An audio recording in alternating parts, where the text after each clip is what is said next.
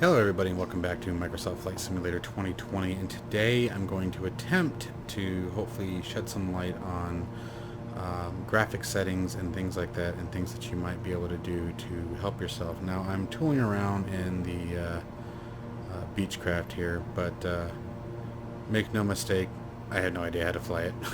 So I just started on the runway and took off. But what I'm going to try to do is sort of help you guys get an understanding of some graphic settings and things that you can do to sort of improve it.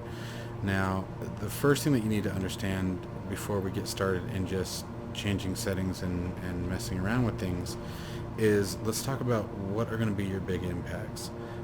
As I've said previously before in one of the other videos, the first thing that you need to understand is what is frame loss and what is stuttering and what is input lag, or in this case internet lag. Okay, because all three of those things are going to cause an issue with game performance. Okay, so first, to understand internet.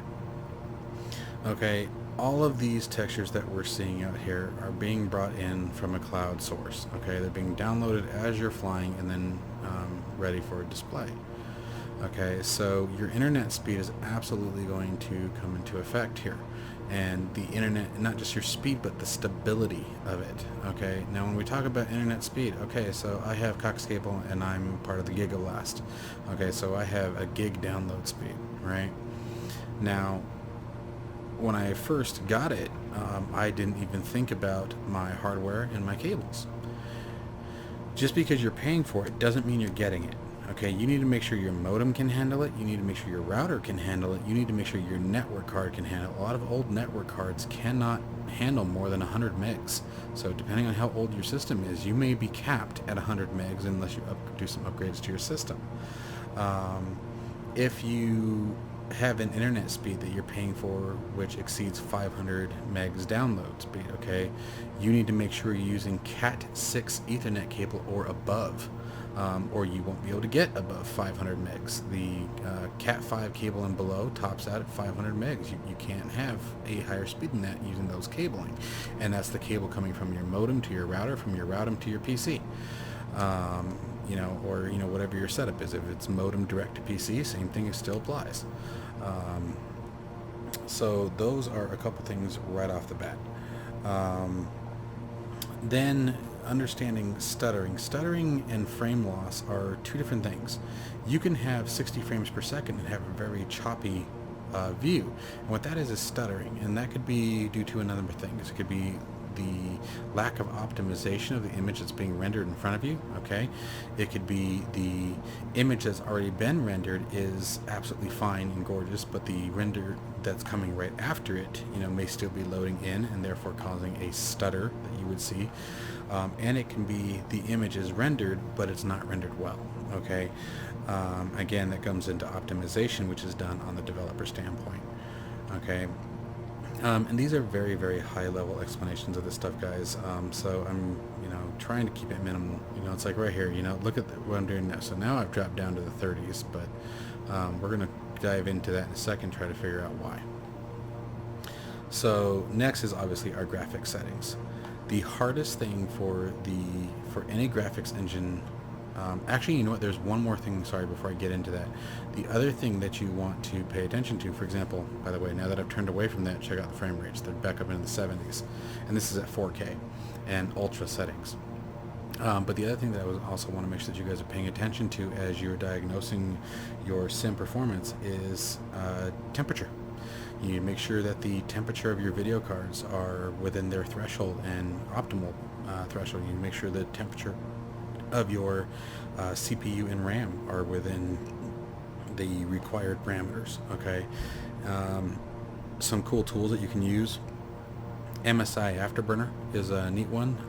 If you have an Nvidia card, the Precision XOC, I think it's called, is another nice one. CPU-Z is a good one for monitoring your CPU and memory health.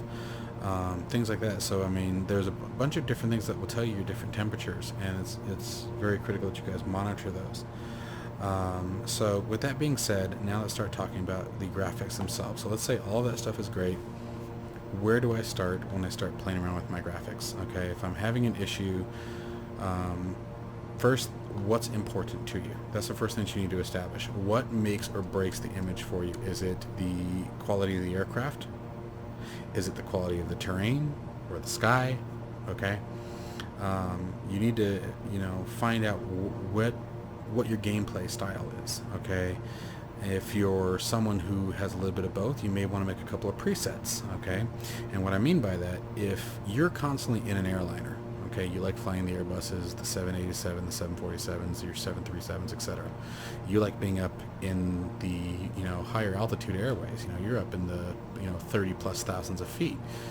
How critical is it that all these buildings and towns and baseball parks down there, how critical is it to you that they look perfect, that they look as great as they can from 30 plus thousand feet in the air, okay, with potential that they are underneath a blanket of clouds as we're seeing right here. Okay, so that's the first step. Establish what is your game style like. So if you're primarily a GA pilot, general aviation, your Cessnas, things like that, and you are going to be down low quite frequently, then yeah, the terrain quality is going to be something that we're going to have to take into consideration. Like I said, if you're an airline pilot, you're someone who flies high, well, I would think that at that point you might like the sky to look really nice, but maybe the terrain can slack a little bit, but you want your cockpit to look fantastic and the sky to look pretty good since you're going to be up there, So let's start looking at some of these things.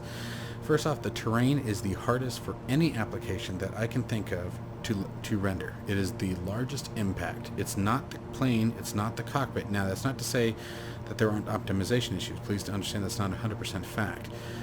The cockpit can absolutely be the problem, but typically that's going to be an optimization issue. That's going to be that the developers still need to work on it and make it easier for the computer to render. Okay, so we're talking general rule of thumb here. Not every single issue here applies to this. Like I know, for example, I'm sure that many of you have heard by now, the A320, the Airbus for MSF 2020 she's sort of a wreck. Let's call it what it is. Very fun plane, but your frames per second absolutely tank in that aircraft right now, and it's because it's not optimized yet, and that's fine. That's something that we just have to be patient and wait for the devs to do their magic.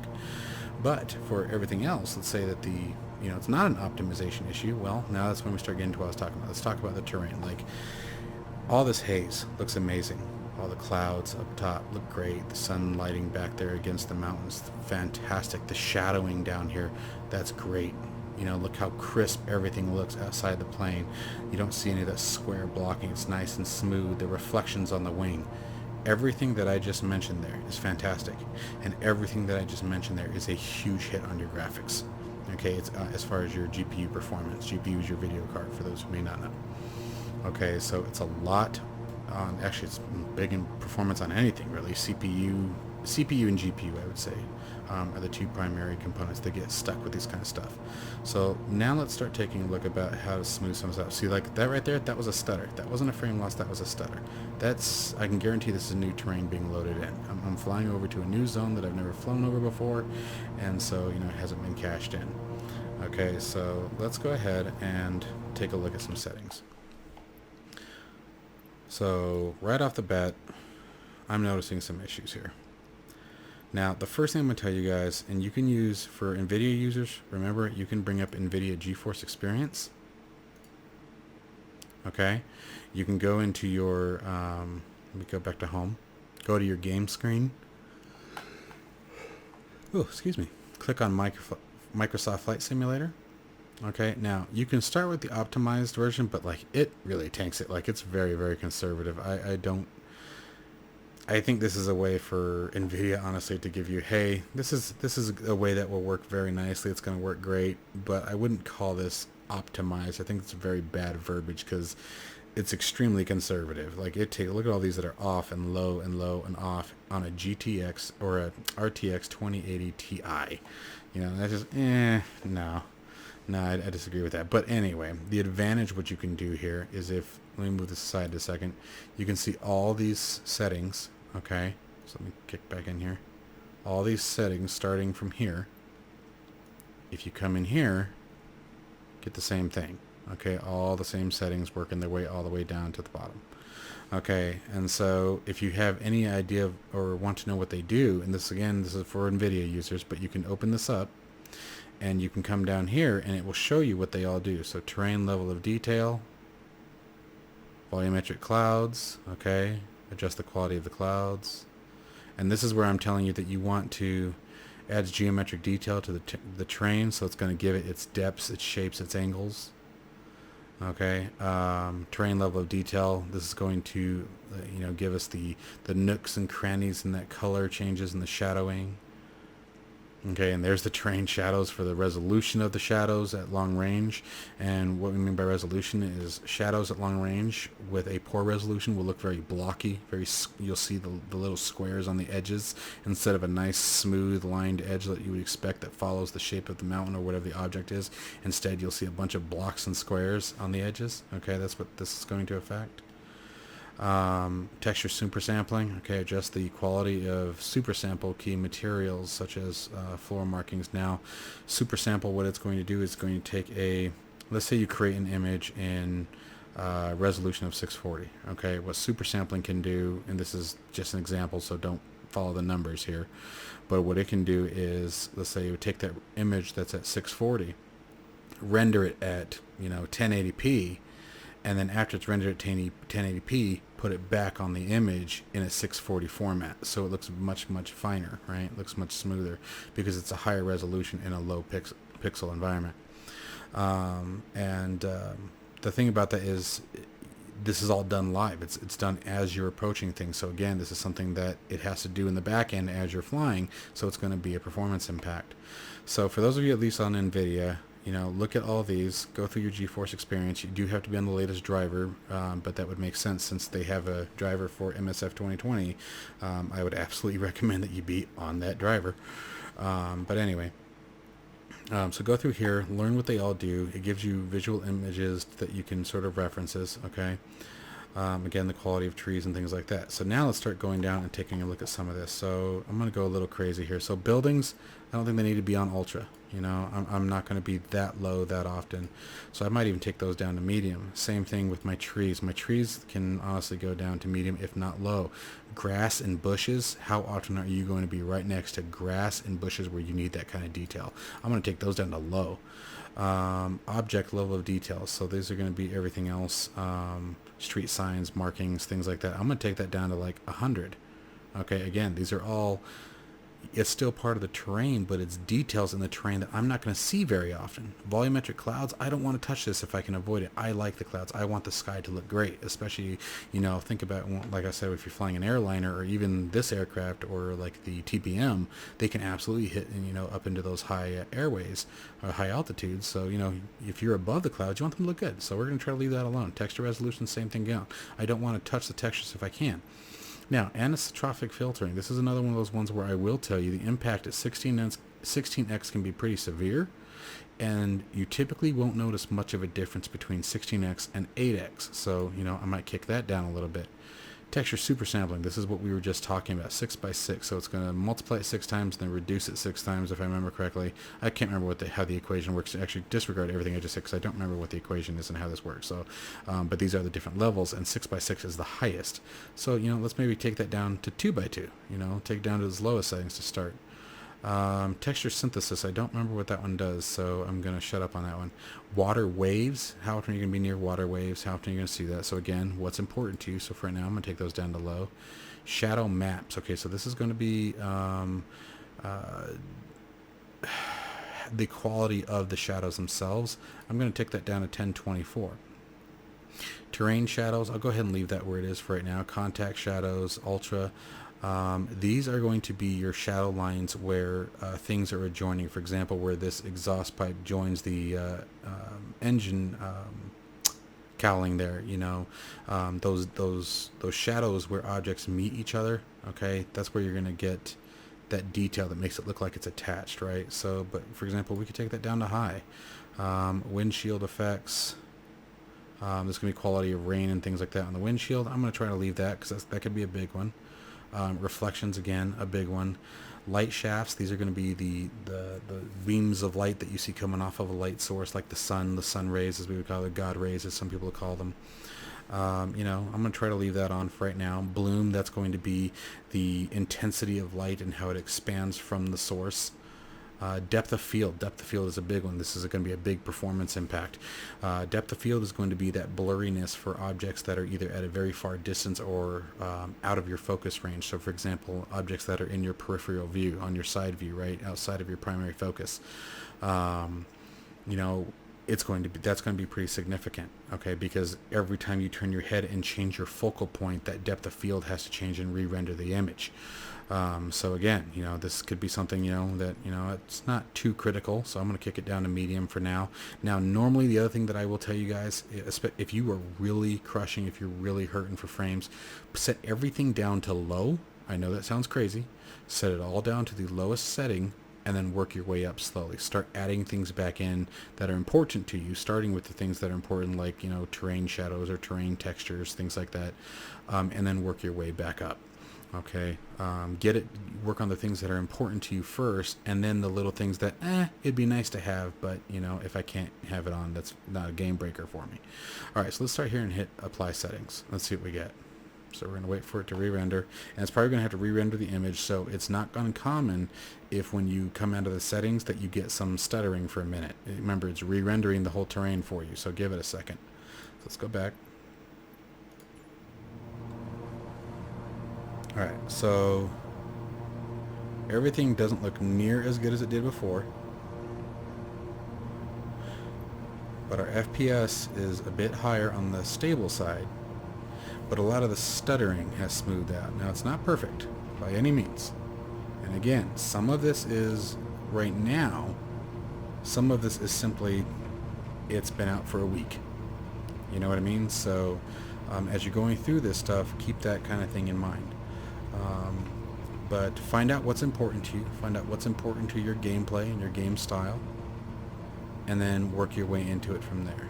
So see, as I turned it into the light, right, where the graphic becomes more detailed, where there's more images and things being rendered, we took a slight hit there for a second. Okay? And then some of it again is just optimization. It's just something that we're going to have to be patient with. You know, but I mean, I'm definitely getting good frames per second, and that's while rendering or while recording. So I think I took off from 2.9 or so. I am not following any kind of landing pattern really or anything like that. I'm sort of just messing around while we're talking. And so pay attention to, as I was saying, what the hell did I do? There we go. That was weird. Whoa. And I've noticed this a lot. I'm noticing a lot where I get stuttering and things that that if I wasn't, you know, paying attention and really watching what is actually happening, I would mistake this for bad frames. And it's not bad frames. It's stuttering. It's stuttering, and it's optimization and the way that the data is being transferred from one piece of hardware to the other. Whether that be from the network card for your internet into your CPU, from CPU to GPU, it's hard to say. So these are just a few tips that I hope have helped you guys a little bit, or at least given you something to think about. And then tomorrow we'll get into some control settings that I have found that to help us fine-tune some of this stuff. I have no idea how to land this thing, so if you guys are interested in watching something funny, this could end really badly. We'll see. Where's my airspeed? I'm at 180 knots. What are the odds that that's too fast to drop a landing gear? I guess we'll find out. Oh, well, it's yelling at me for it. There we go. Alright, so here we go. Get that mouse out of the way. It's making the game nuts. Alright, whoa. I'm not trying to treat this like an arcade. Come on, girl. Easy, easy. Alright, so we're at 93 knots. I feel like that's pretty low.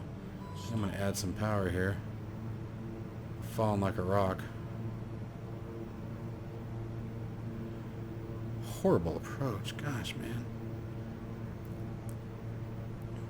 Alright. Try to keep it about 100 knots. Were we really descending at 700 feet per minute? Wow, that's crazy. Alright, so we're going to need a lot of flare on this. I think we're going to float a lot. I'm coming 0 throttle here.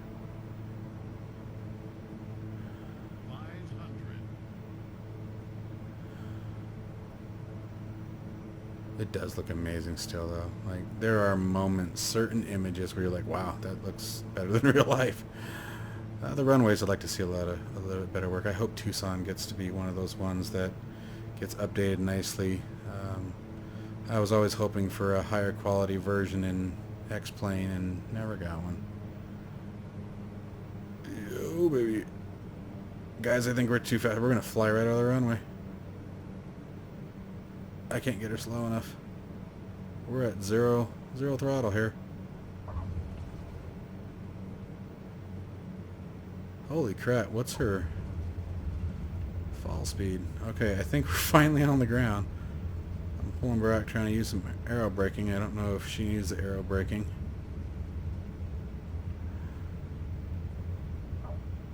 I don't know anything about this aircraft, so there we go. Alright, there we go. Can a flight simmer land a Beechcraft? Yeah, I'm sure. I'm sure that would have been flawless in real life. Anyway, guys, so I hope you guys have enjoyed this. I hope you found it somewhat useful. That's really all I'm hoping for, is that you guys got something out of it, something to think about. And maybe, if anything, just gave you guys a little bit more patience. I know it's frustrating. I've been there before plenty of times. My system was not always what it is today. I started on the very poor end of things, so I totally get it, and I wanted to put something out that might help you guys, if even a little bit, give you guys something to think about. The other things is, think about firewalls and antiviruses. I'm not telling you to disable them, but if you look into them and see if they might be causing a problem. Certainly, especially with installation issues, I will tell you guys, if you're having trouble installing, check your firewalls, check your antivirus, make sure they're not causing an impact. I do IT for a living on an enterprise level, and I can tell you, far more than not, antivirus causes a problem with installations and things like that, which is why we typically always recommend disabling them during the installation, not permanently, just while you are doing an install. Disable your antivirus, because they can cause issues. So again, just something to think about, and I will see you guys in the next one. Take care.